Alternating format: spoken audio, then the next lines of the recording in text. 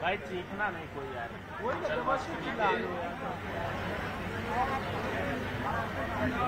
पावन अवसर पर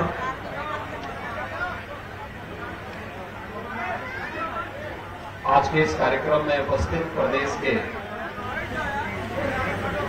सरकार में मंत्रिमंडल के मेरे वरिष्ठ सहयोगी, उप मुख्यमंत्री जगदीश पाठक जी, प्रदेश सरकार के परिवहन मंत्री श्री दयाशंकर सिंह जी, महापौर लखनऊ श्रीमती सुषमा करदवाल जी, मुख्य सचिव श्री दुर्गा शंकर मिश्र जी, पुलिस महानिदेशक श्री विजय कुमार जी, प्रमुख सचिव गृह श्री संजय प्रसाद जी, विशेष पुलिस महानिदेशक कानून व्यवस्था श्री प्रशांत कुमार जी, पुलिस आयुक्त लखनऊ श्री एसपी रोडकर जी, प्रशासन और पुलिस के सभी हमारे वरिष्ठ अधिकारीगण, लखनऊ के सभी उपस्थित महानुभाव, सुधीजन और पुलिस परिवार से जुड़े हुए सभी उपस्थित भाइयों बहनों, आप सबको श्री कृष्ण जन्माष्टमी की हृदय से बधाई। हम सब जानते हैं कि आज से 5250 वर्ष पूर्व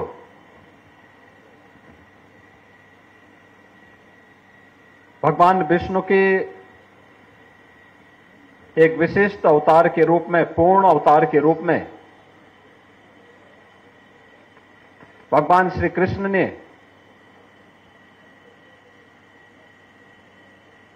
वर्तमान उत्तर प्रदेश के मथुरा में जन्म लिया था।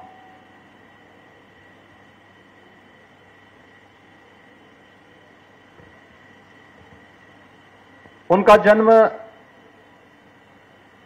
धर्म, सत्य और न्याय की स्थापना के लिए था। 5000 वर्षों से लगातार भगवान श्री कृष्ण की वह आदर्श प्रेरणा पूरे देश के अंदर और दुनिया के अंदर संपूर्ण मानवता के कल्याण का मार्ग प्रशस्त कर रही है। जब भी भारत के अंदर कहीं अत्याचार, अन्याय हुआ, कहीं कोई अराजकता फैली,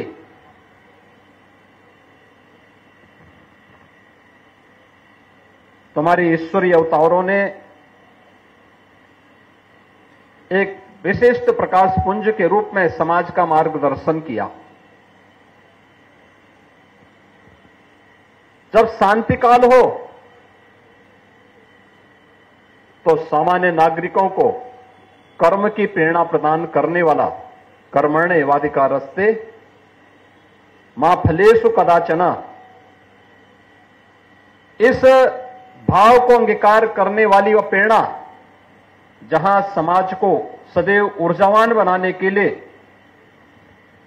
प्रेरित करती रही है, वहीं भगवान की ये प्रेरणा जब समाज संकट में हो, दुष्ट प्रवृत्ति के तत्व जहां कहीं शांति में, विधि व्यवस्था में खलल डालने का प्रयास कर रहे हो, तो परित्राणाय साधूनाम विनाशाय च दुष्कृताम का यह भाव भी दिखाने में और उसे व्यवहारिक धरातल पर उतारने में इन ईश्वरीय अवतारों ने कभी कहीं कोई कोर कसर नहीं छोड़ी।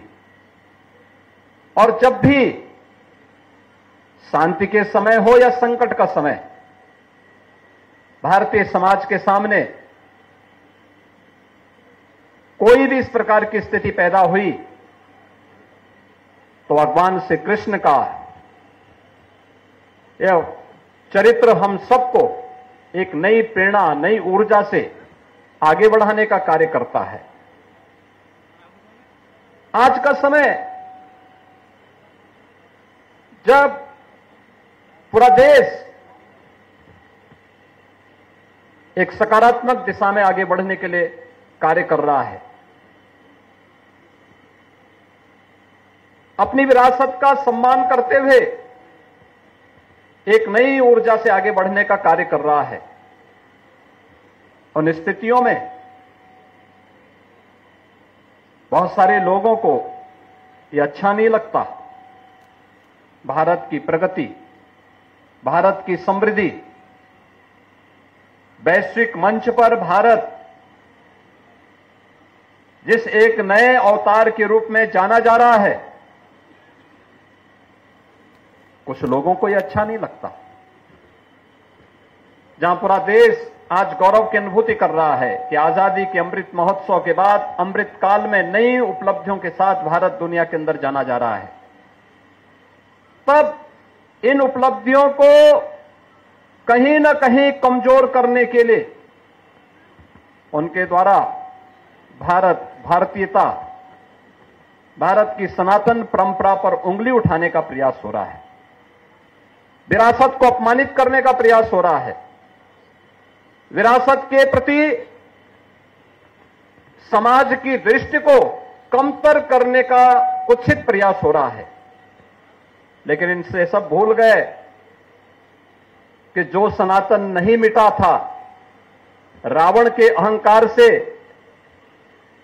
जो सनातन नहीं टिका था, कंस के हुंकार से जो सनातन नहीं मिटा था, बाबर और औरंगजेब के अत्याचार से वह सनातन इन तुच्छ सत्ता परजीवी जीवों से क्या मिट पाएगा।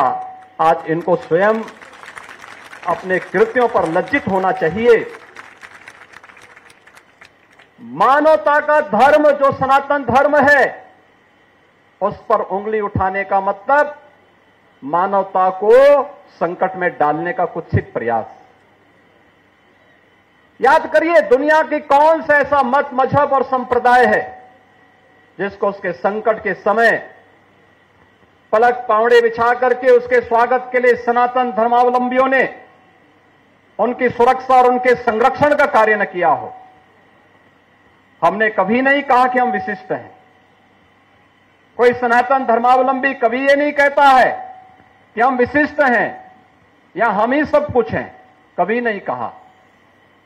हमने तो कहा एकम सद विप्रा बहुधा वदंती, सत्य एक है और विद्वान लोग उसको अलग अलग, महापुरुष लोग उसको अलग अलग भावों से देखते हैं, अलग अलग रास्ते से इसका अनुकरण करते हैं। इस सब के बावजूद भी अगर जिसकी समझ में नहीं आता है, अपनी मूर्खतावश वह अगर सूर्य की तरफ थूकने का प्रयास कर रहा है, तो सूर्य पे उसका थूक नहीं पहुंचेगा, उसके सिर पे स्वयं गिरेगा और उसको और उसकी आने वाली पीढ़ी को स्वयं लज्जित होना पड़ेगा। हमें भारत की परंपरा पर गौरव की अनुभूति करनी चाहिए। दुनिया को मानवीय कल्याण के मार्ग पर चलने वाली, प्रेरणा देने वाले सनातन धर्म की परंपरा पर गौरव की अनुभूति करनी चाहिए। ये भारत की राष्ट्रीयता का प्रतीक है, भारत को एक नई प्रेरणा देने का माध्यम है, दुनिया के अंदर मानवता के कल्याण का मार्ग प्रशस्त करने वाला माध्यम बनता है। और यही कारण है कि आजादी के अमृत महोत्सव के उपरांत अमृत काल के प्रथम वर्ष में जब भारत दुनिया का G20 के देशों का प्रतिनिधित्व प्रधानमंत्री मोदी जी के नेतृत्व में कर रहा है, तो भारत ने G20 का थीम भी दिया वसुधैव कुटुंबकम का। याद करिए, दुनिया जिस शब्द के तात्विक बोध को समझने में हो सकता है कि कहीं कोई कमी रह गई हो, लेकिन भारत हजारों वर्षों से इस बात को मानता रहा है, उस बात को अंगीकार करता रहा है। और जब भारत को अपनी इन उपलब्धियों पर गौरव की अनुभूति होनी चाहिए, हर भारतवासी जब इन मुद्दों को लेकर के एकजुट होकर के भारत की 140 करोड़ की आबादी जब भारत के यशस्वी नेतृत्व में आगे बढ़कर के एक साथ कार्य करेगा तो भारत को दुनिया की सबसे बड़ी ताकत के रूप में उभरने से कोई रोक नहीं सकता है। लेकिन जो लोग भारत की प्रगति और भारत की समृद्धि जिनको अच्छा नहीं लगता, वे लोग कुछ न कुछ व्यवधान पैदा करने का प्रयास करेंगे। हम लोगों को इनकी परवाह के बगैर अपने पथ पर अग्रसर होना होगा, क्योंकि एक काल में नहीं हुआ, हर काल में सत्य को झुठलाने का प्रयास हुआ है। क्या रावण ने झुठलाने का प्रयास नहीं किया था? क्या उससे पहले हिरण्यकश्यप ने ईश्वर की और सनातन धर्म की अवमानना करने का प्रयास नहीं किया था? क्या कंस ने ईश्वरीय सत्ता को चुनौती नहीं दी थी? और ईश्वरीय सत्ता को चुनौती देने वाले आज क्या कर रहे हैं, उनकी स्थिति क्या है? सब कुछ मिट गया, कुछ नहीं बचा है। लेकिन ईश्वर जैसे सत्य है, शाश्वत है, ऐसे सनातन धर्म भी सत्य है, शाश्वत है। हमें सत्य और शाश्वतता को सदैव अंगीकार करके सकारात्मक भाव के से आगे बढ़ना चाहिए। और ये पुलिस के लिए तो खास तौर पर भगवान कृष्ण की ये दोनों प्रेरणाएं कि कर्मण्येवाधिकारस्ते मां फलेषु कदाचन, यानी कर्म करते रहो, फल की चिंता मत करो। निष्काम कर्म की जिस प्रेरणा को उन्होंने दिया था वह भी प्रेरणादायी है ही, हर नागरिक के लिए है ही। लेकिन साथ साथ परित्राणाय साधूनाम विनाशाय च दुष्कृताम के भाव के साथ सज्जनों की परित्रण, उनके परित्राण के लिए, उनकी रक्षा के लिए, उनके संरक्षण के लिए जहां कार्य करेंगे, वहीं दुष्ट प्रवृत्ति के खिलाफ उतनी ही कठोरता के साथ कार्य करेंगे। और उत्तर प्रदेश जैसे राज्य में पुलिस ने भगवान श्री कृष्ण के इन सभी उपदेशों को अंगीकार करते आज उत्तर प्रदेश के परसेप्शन को बदलने में बहुत बड़ी भूमिका का निर्वहन किया है। आज इसी का परिणाम है, एक वर्ष में 31 करोड़ पर्यटक उत्तर प्रदेश में आते हैं। देश के सबसे बड़े इन्वेस्टमेंट के डेस्टिनेशन के रूप में उत्तर प्रदेश आज देश के अंदर उभरता है। और उत्तर प्रदेश के बारे में लोगों की धारणा बदल चुकी है। अब लोग ये मानते हैं कि उत्तर प्रदेश देश के अंदर सबसे अच्छी प्रगति करने वाले राज्यों में है, अग्रणी राज्यों में उत्तर प्रदेश की गिनती हो रही है। ये इन्हीं ईश्वरीय अवतारों की कृपा है, उन्हीं की प्रेरणा है। और वही प्रेरणा है जिसके कारण 500 वर्ष पहले अयोध्या में कभी किसी कालखंड में अगर किसी ने हमारे सनातन को अपमानित करने का प्रयास किया होगा, फिर से सनातन खड़ा हुआ तो अयोध्या में भगवान राम के भव्य मंदिर के निर्माण का मार्ग प्रशस्त हुआ। तो काशी में काशी विश्वनाथ धाम पूरी दुनिया को अपनी ओर आकर्षित कर रहा है। आज श्री कृष्ण जन्माष्टमी है। हम सब भगवान श्री कृष्ण के इन भावों को अंगीकार करें, सकारात्मक रूप से आगे बढ़ें।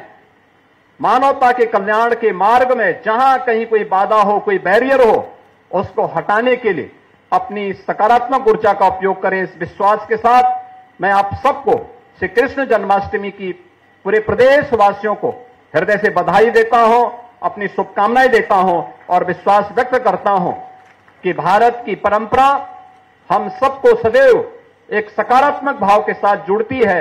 उस सकारात्मक भाव के साथ हम आगे बढ़ेंगे। आप सबके प्रति मेरी शुभकामनाएं। धन्यवाद। जय हिंद। जान लगा देते।